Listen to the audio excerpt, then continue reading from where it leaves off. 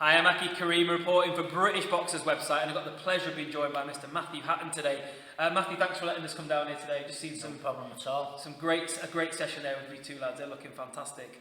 But the focus of this really is to kind of have a little look back at your career, because I feel like not enough people talk really about your career in a way, and I was always a big fan of watching you. And interestingly, I interviewed your mum a few months ago, and she said from a very young age you were just naturally sporty and naturally gifted. So have you always been massively just into sport in general? Yeah, it's the way we was brought up. Both myself and Ricky was always encouraged to play sports, and we did everything. I think I started my first kickboxing fight at 6, where Ricky concentrated on the kickboxing and the boxing. I did a variety of different sports really. I played cricket for Cheshire. I was a good footballer. So I sort of like, my main focus wasn't the boxing at first. I was doing a bit of everything really. And then I got to about 15 and stuck with the boxing. But yeah, brought up as kids, we was always encouraged to do sport. So I understand at one stage maybe you wanted to be a footballer instead of a boxer.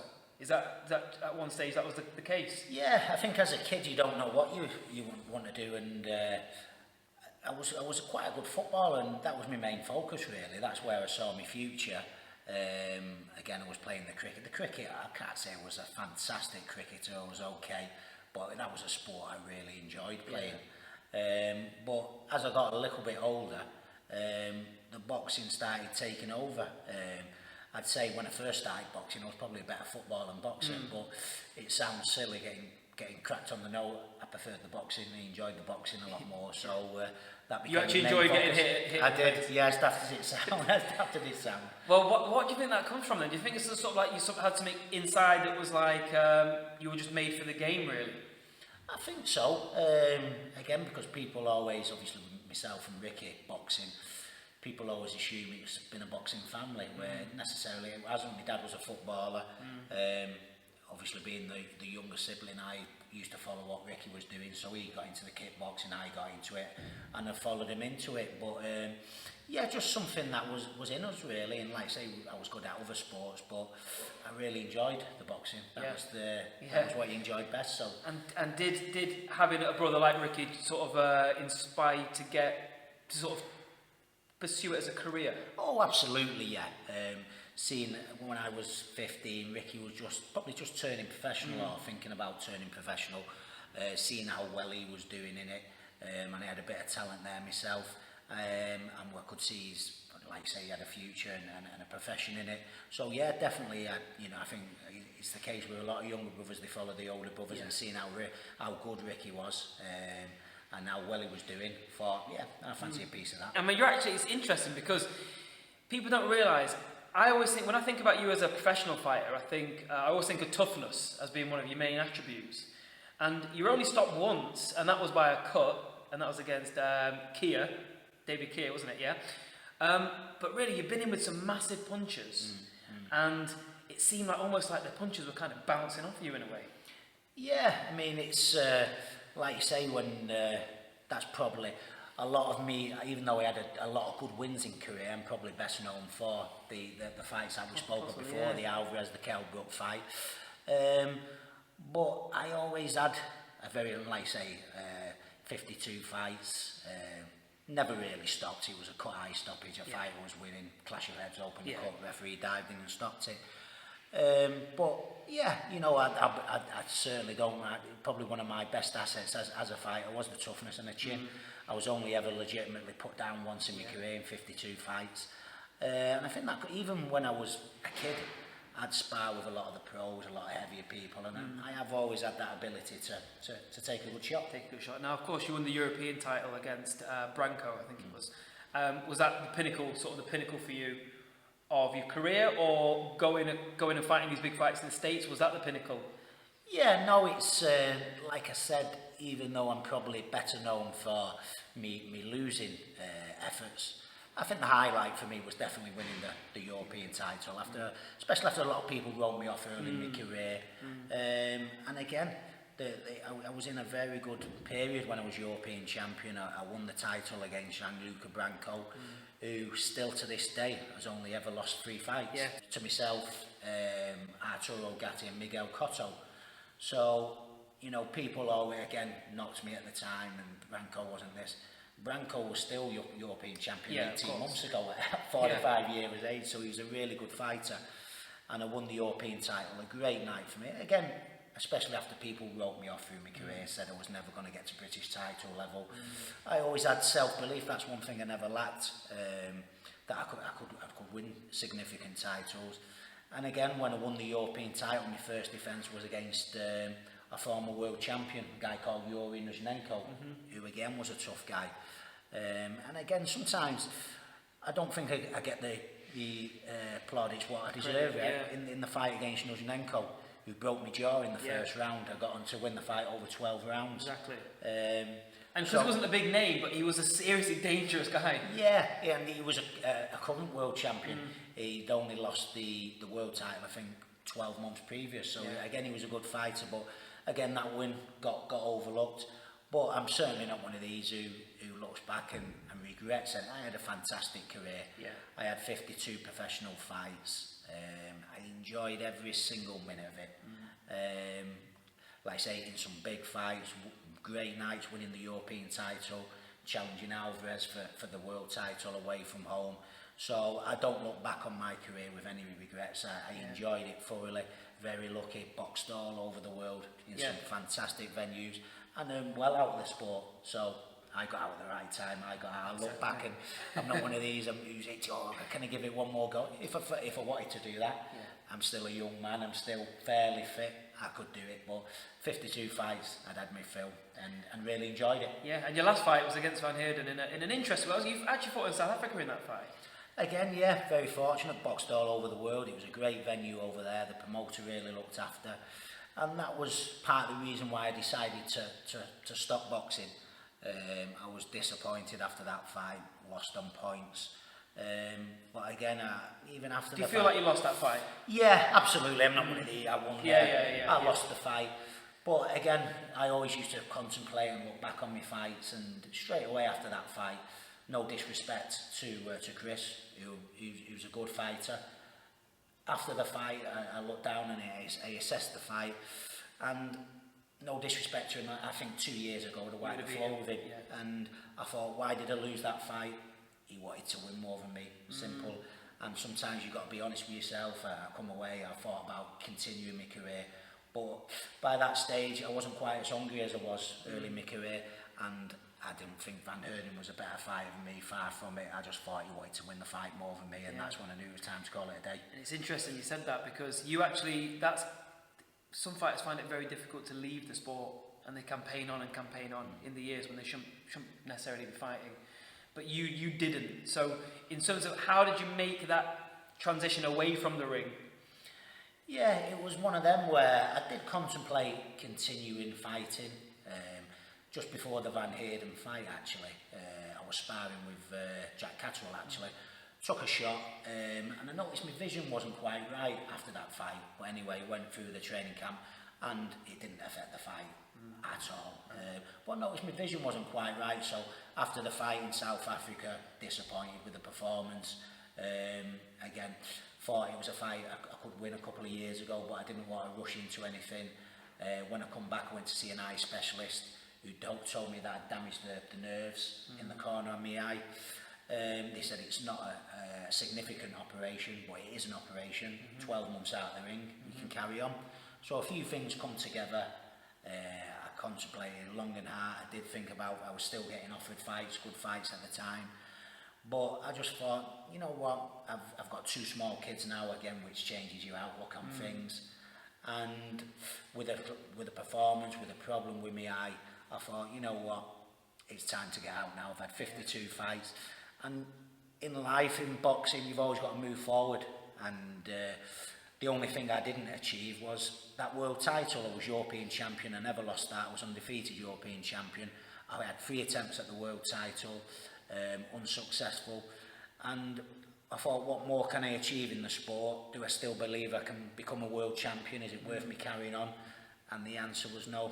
I didn't think I was slipping backwards, but I didn't feel I was getting better, and I'm a person who likes to progress and likes to move forward. So again, a few things come together and it was the right time, to stop. Yeah. I mean, I know you talk about moving forward there, but I hope you don't mind me just looking back at a couple of fights for a second. Not at all. You probably are best known for 2 fights in which you weren't successful, which is the Canelo fight, Canelo Alvarez, and the Kell Brook fight. Now in the Kell Brook fight, I remember the build-up being quite intense, being quite sort of fiery in a way. I mean, I know it's different after you fought someone, but in the build, was the animosity real? I wouldn't say animosity. I think it was rivalry, really, and it was a big domestic fight massive. At the time. You know, Sheffield Arena was packed out. I'd just come off the Alvarez defeat. Kell Brook was making a name for himself at the time. I made a phone call to Kell Brook over Christmas after a few drinks, which spiced things up, which I regret now, by the way. So, no, I wouldn't say I never had any dislike for Kell Brook.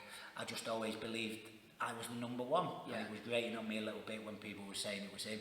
As it turned out, he turned out to be the better man. But again, I don't have any regrets about fights, about boxing. But looking back, one disappointment was the Kell Brook fight for me, because in the build-up to that fight, it was a fight I always fancied and I always thought I could win. It was just unfortunate again. First round, broken nose, and the pain that I was in that night was incredible. From the first round, bang, my nose went straight away, broken nose. A lot of people again would have pulled the fight out. I could have pulled out as my nose was gone, and we could have possibly done a rematch, things like that. But it wasn't my nature to do that. I always wanted to fight until the end. So again, I don't have many regrets, but that is a fight I look back on, because I was capable of doing so much more in that fight. I don't look back and think, I could have beat Kell Brook. But I don't look back and think, I couldn't have beat him at that stage. It was just unfortunate, but that's boxing. He hit me on my nose, broke my nose. That's simple. And he also really turned up for that fight, because I think he'd been promised, if he'd beat you, he'd been promised to fight with Amir Khan. I think that's where the rivalry, that sort of whole thing started. But the one I'll always remember you for is the Canelo Alvarez fight. Because it's funny, because you know, when I always go back and watch fights over YouTube, and I actually watch this fight a lot, because it's interesting to see the American commentators, who are normally very, very pro their home fighter, especially someone like Canelo Alvarez, a big golden boy fighter. But actually, by the end of the fight, they were like, "Oh my God, this guy, this Matthew Hatton has actually taken these shots. He was trying to knock you out from round 1 in that fight." What did it feel like to be sort of, the weight issue and to have all the odds stacked against you, but still to soldier on through 12 rounds against him? Yeah, I mean, at the time it was a painful experience. I'm still on 2 paracetamol a day now. But again, when people talk about my career, that's always the fight they want to talk about. And again, it was a fight when the fight was first put to me. Alvarez was the big superstar coming up in world boxing. When the fight was first put to me, it was at welterweight. Then they changed the goalpost, they made it a world title fight at light middleweight at 10 stone 10, a weight that he never made. And on the night, he was 12 pounds heavier. But again, it's just I'm a stubborn character by nature. If someone tells me to do something, a lot of times I'll go and do the opposite. But it was just a stubborn streak I had in me, and I was one of them fighters where I was never scared of fighting the best. I wanted to fight the best people out there. To be perfectly honest, I wanted to fight the best people out there and earn as much for myself as possible. And I wasn't scared of taking on anyone, and that included Alvarez. And when I look back on the fight, it was a painful experience at the time. But I'm proud of what I did that night, and I think that was one of the fights where sometimes in defeat your stock can rise, and that was certainly the case in that fight. So your stock dramatically rose even in defeat. And do you when you look at modern fighters, do you think modern fighters are too worried about protecting this mythical O? I think so, and I think in boxing it's so much about timing. I remember when I was European champion and I was on a great win. I beat Branko, I beat Rusnenko, and then I beat a Stockton unbeaten Swiss fighter. And I do genuinely believe if I would have got a world title fight at welterweight on the night I fought Alvarez, the other champions at the time were people like Malignaggi, Senchenko and stuff like that. And do I think I could have beaten them people? Yes, I do. But it wasn't my time. I got the opportunity against Alvarez. again, I wanted to fight the best people out there and earn the most money for myself and my family. It was simple as that. But yeah, I do think people, it's one of those things where fights build, don't they? These huge fights build and build and build. But I think sometimes they can slip through the net. A little bit like the Mayweather-Pacquiao situation. Yeah. They held Golovkin, GGG. Yeah. Golovkin and Canelo Alvarez himself, maybe. Yeah, and I do think fighters are, you know, I think it is getting better now, but yeah, they are always trying to protect their unbeaten records, but sometimes you can lose as much in a defeat as learn as much in a defeat as you can in several wins. So it's a balancing act all the time, isn't it? And there's probably no one better in the world to ask this next question, but if Kell Brook does stay at 154, I mean, there's rumours that he's going back down to 147 for a domestic clash with Amir Khan. If he was to stay at 154 and he did fight Canelo Alvarez, how do you think that fight goes? Again, having shared the ring with both them fighters, I can't speak highly enough about them. I always thought, you know, Kell Brook, even when he was world champion, I knew what a good fighter and what a special one. He is a special fighter to me. For me, the Golovkin fight, it was just too big a risk. And for me, I think light middleweight is the perfect weight for Kell Brook, and I've thought that for some time.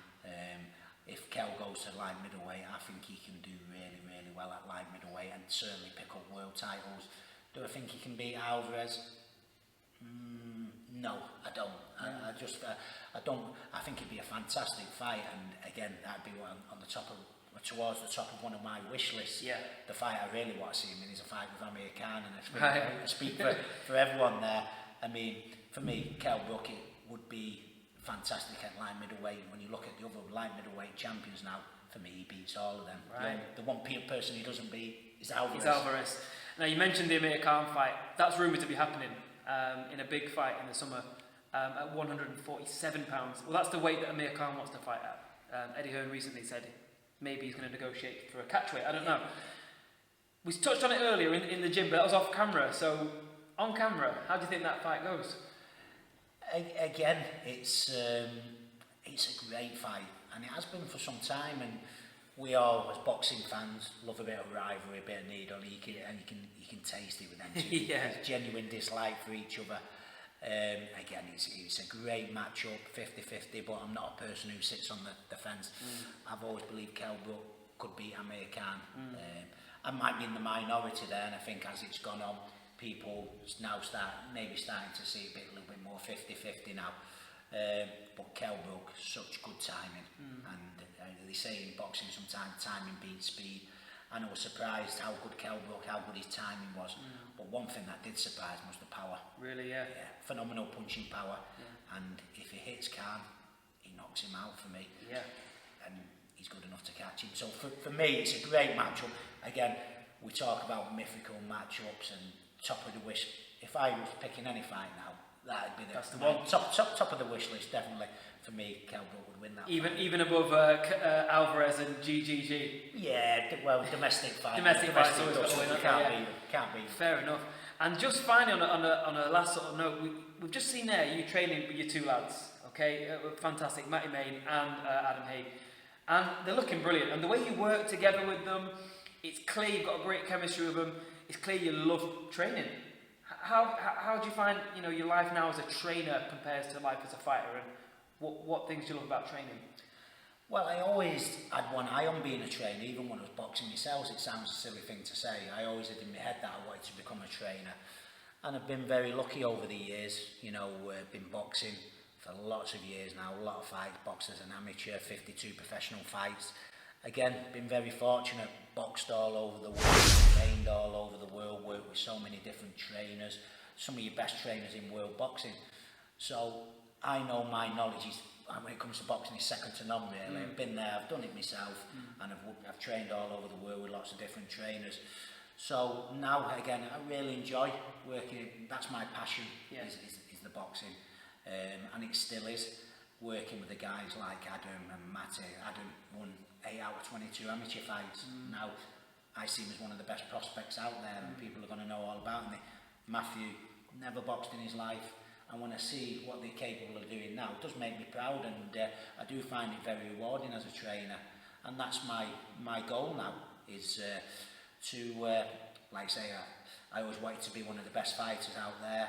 I was European champion, fell a little bit short when I was challenging for the world title, but I want to make a name for myself as one of the top trainers out there now, and with the knowledge I've gathered over the years, over the world with different people, I think I've got a bright future in the coaching game, and it's certainly something, I don't see it like a job, it's my passion and a hobby, and something I certainly enjoy. So yeah, hopefully pick up some more fighters, and you can see me in the corner with some of these guys in the near future. Brilliant. Well, I mean, just from seeing you in there, I can tell that you truly do love it. And it's been absolutely brilliant to speak to you today. Really, I've always wanted to speak to you.